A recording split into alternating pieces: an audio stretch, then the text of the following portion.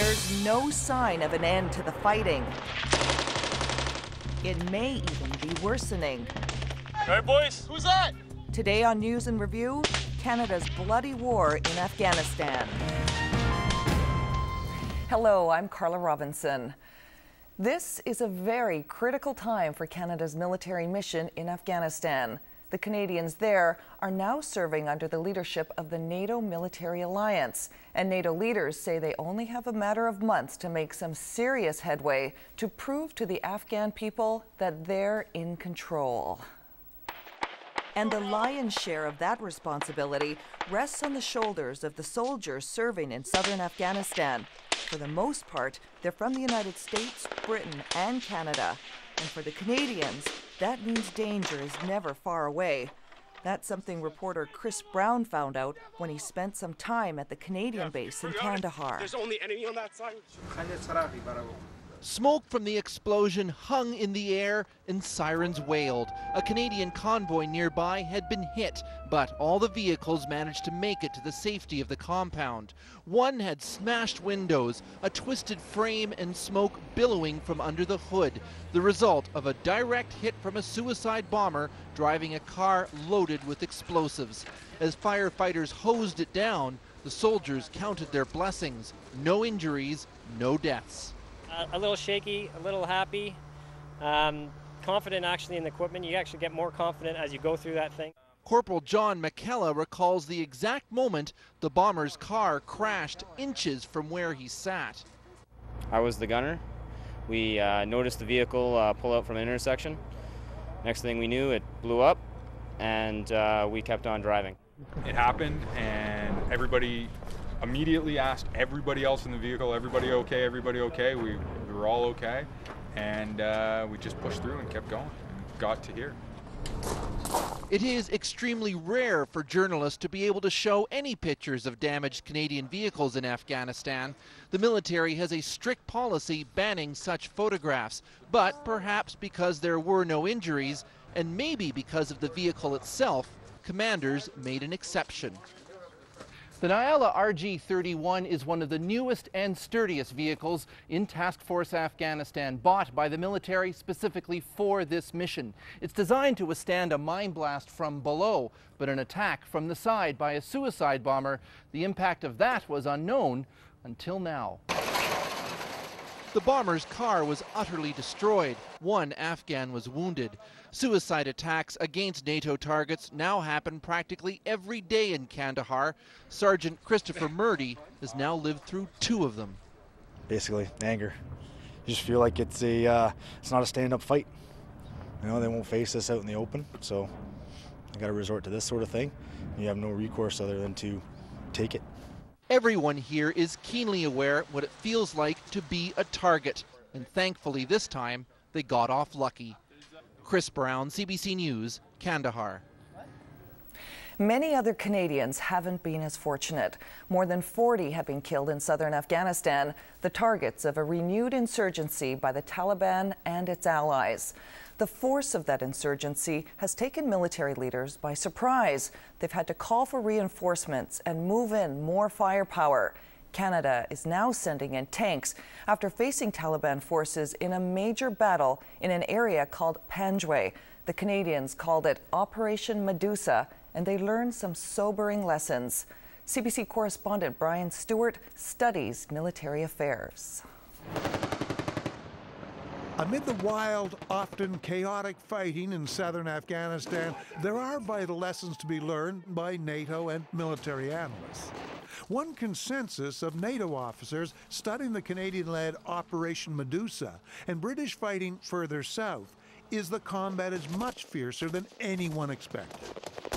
Bravo! Bravo with me! Let's go! We're gonna find a way over!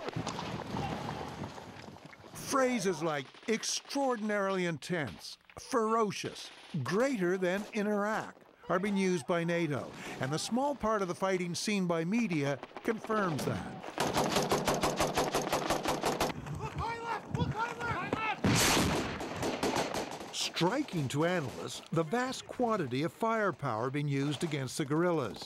Artillery, close air rocketing and bombardment, on top of the astonishing amounts fired off by individual soldiers. The effect of so much fire, however, is still unclear. Despite inconsistent claims of hundreds of Taliban killed, the guerrillas seem to find an endless supply of new recruits. That's because Taliban popularity and control in the south is increasing, according to the International Sendless Council, which has completed a massive study of loyalties in Afghanistan. Its director, Emmanuel Reinert. They are paying $12 per day for the young boys to join their forces, and of course, $12 is a lot of money in Afghanistan, and you can a whole family can live on $12. So that have been very successful in not only expanding their psychological control of the people on the ground, but actually to their physical control as well. I mean, to have them join their operations. The most striking lesson learned is that the Taliban has been superseded by a much looser force some are calling the Neo-Taliban, a far more flexible guerrilla army. Apart from the Taliban, this alliance seems able to call on a wide range of disaffected groups for support, including traditional Pashtun tribal nationalists, opium traffickers and farmers, local unemployed mercenaries, and at least a small number of al-Qaeda affiliates. This has given the Taliban command, based in neighboring Pakistan, the ability to order units of 600 or more to congregate in the south, where they have drawn British and Canadians into open battle. NATO intelligence has been baffled by this guerrilla ability to congregate and disperse at will, an enormous advantage in war. The difficulty that we are challenged with, Canadians are challenged with, and NATO nations are challenged with, is there's difficulty in gathering human intelligence from the Afghanis themselves. Chris Corrigan, senior Canadian military lecturer and retired colonel, notes that the Canadian-led recent Operation Medusa couldn't stop hundreds of Taliban from simply escaping to fight another day. But how can they get away? How do they get away? That's the fog of battle. They all look the same. They do not comply with the traditional rules of armed conflict, the laws of armed conflict. There's no differentiation between non-combatants and combatants.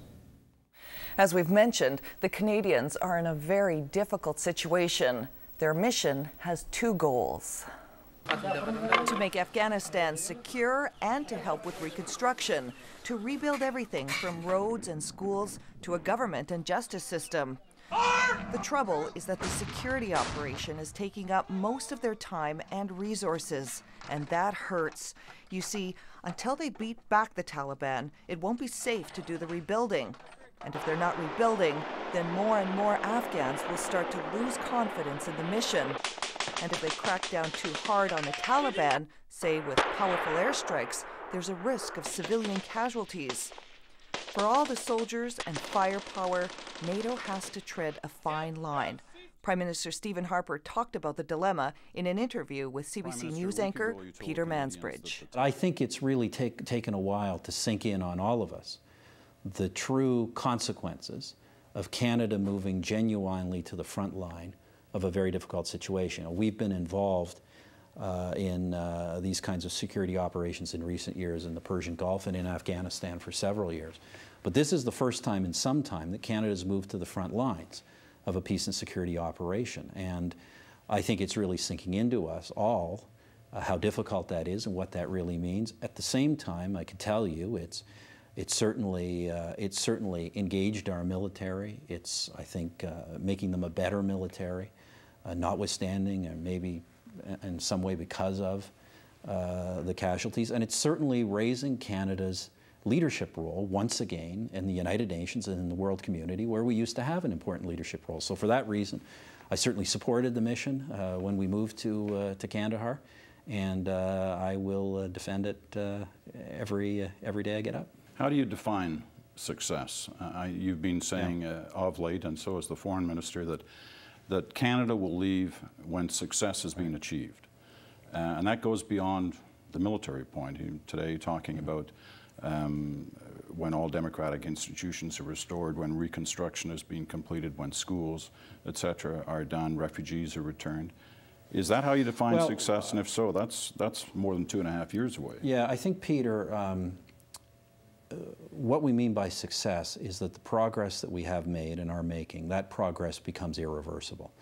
That has to mean not just security throughout the country, but the full capacity of the Afghan police and security forces to maintain a peaceful and secure environment within the country.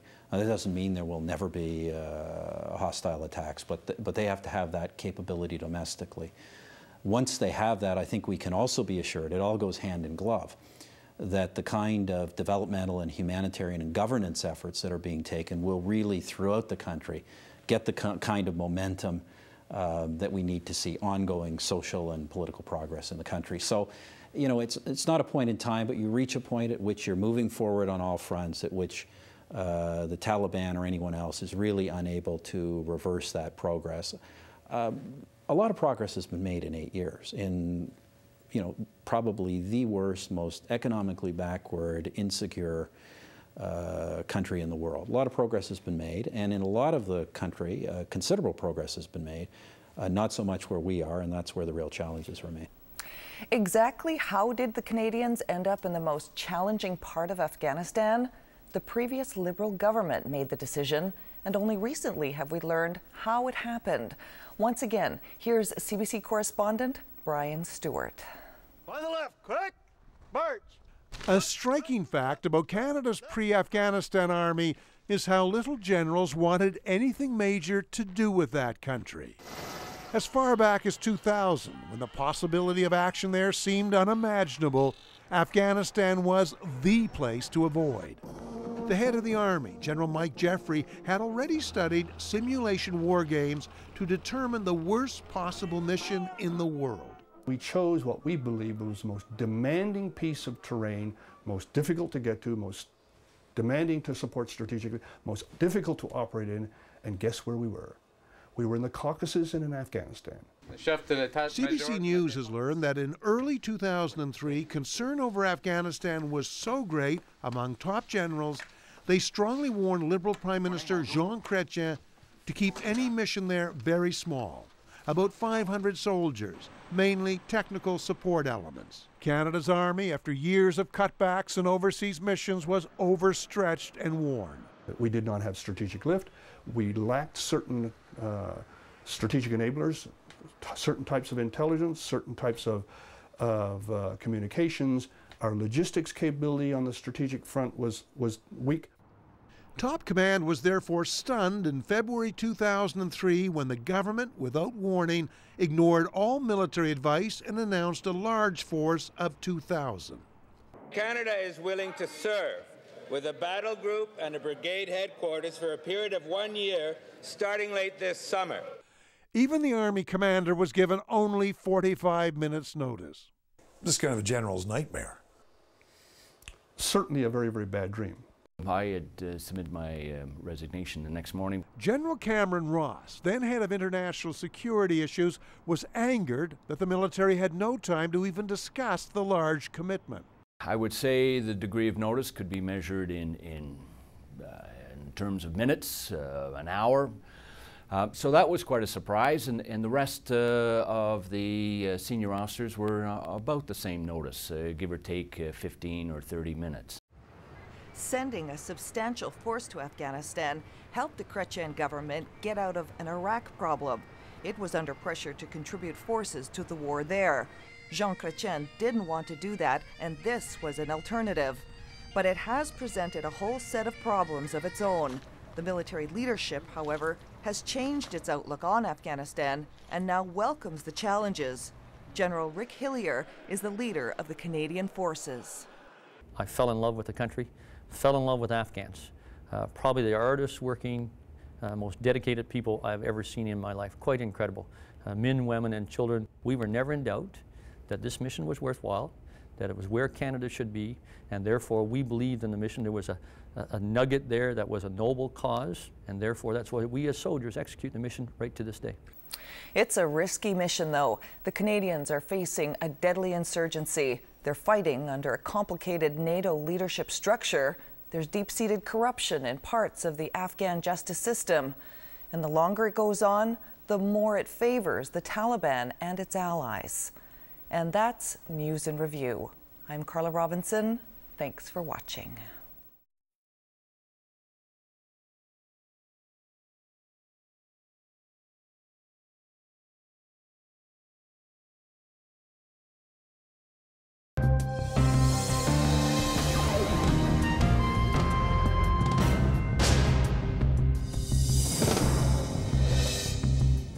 Crisis in Sudan.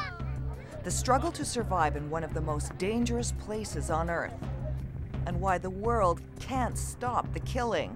You know, it's not easy for peacekeeping. You can see at times it is tough. On News and Review today, the horror of Darfur. Hello, I'm Carla Robinson.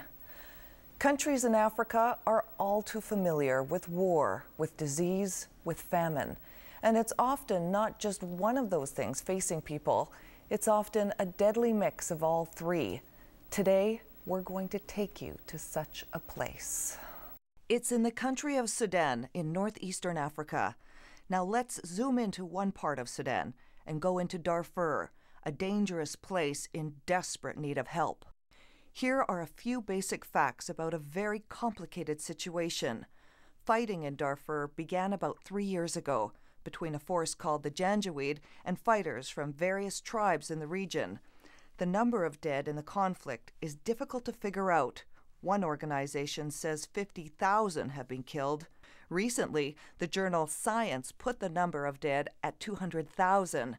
It's believed millions have been displaced, pushed out of their homes and villages, and forced to live in refugee camps. The CBC's David McGuffin has made the difficult journey into Darfur twice in the past year. On his first visit, he went to a refugee camp in Nyala in southern Darfur. As you'll see, it's not just the refugees in the camps who have come under attack, but the aid workers as well. 2 million people, a third of the entire population of Darfur, are housed in camps like this one. They're haphazard, crowded, dusty, hot. Many residents have been here for years, but some have only just arrived, fleeing a new wave of attacks by government-backed Janjaweed militias. This elderly woman shows a gash on her head where she was struck with a club during an attack on her village 3 weeks ago. These women, their village was hit in late October for the very first time. They've never been to the camps before, but now that they're here, they say they have no idea when it'll be safe enough for them to return home again. This young woman says her husband was killed in that raid. They took everything from her, even her clothes. She arrived at the camp naked. The village was burnt to the ground. Canadian Vanessa Van Shore is with Médecins Sans Frontières in South Darfur. The reality on the ground has been that the fighting continues. It's intensified in some areas. The humanitarian needs are still there. Harvests are coming in, but there are already attacks on the villagers who are trying to harvest the crops. The recent fighting may just be a short-term effort by combatants to jockey for position ahead of the next round of Darfur peace talks this week in Nigeria. In the past 2 months, though, aid workers here have been held hostage, African Union peacekeepers killed, humanitarian convoys have been regularly attacked, and refugee camps as well. In October, this camp leader says government troops attacked us and killed 9 people. Since that day, there have been daily attacks by the Janjaweed. Just yesterday, they came and stole camels and donkeys. It's now costing $1 billion annually to just feed the 3 million Darfuris in need. At the moment, the United States is furnishing nearly 60% of that. The U.S. has served very clear notice that they can't carry that much burden that long. I think that's a reasonable position of theirs. Canada is already one of the largest donors in Darfur, $170 million for peacekeeping and humanitarian aid. Other nations will need to step forward. But in a year that has seen the tsunami, Hurricane Katrina, and the Pakistani earthquake, aid budgets everywhere are stretched. For their part, many refugees say their main concern is just surviving each day. But if the current trend of violence and donor fatigue in Darfur continues, that may become much harder to do. David McGuffin, CBC News, Nyala, Darfur. Now, here's another example of how things never seem easy when it comes to trying to help ease the suffering in Darfur. The difficulty in getting some Canadian military equipment into the region. Canada pledged to send armored personnel carriers to Darfur, vehicles called Grizzlies, vehicles that promise to be a big help to African Union soldiers trying to enforce a peace deal. But the arrival of the Grizzlies was delayed for months. David McGuffin sent this report in November 2005 when the armored vehicles finally arrived. There was little fanfare as the first Canadian armored personnel carriers, or APCs, rolled out of the Ukrainian transport plane and into the hot Darfur sun.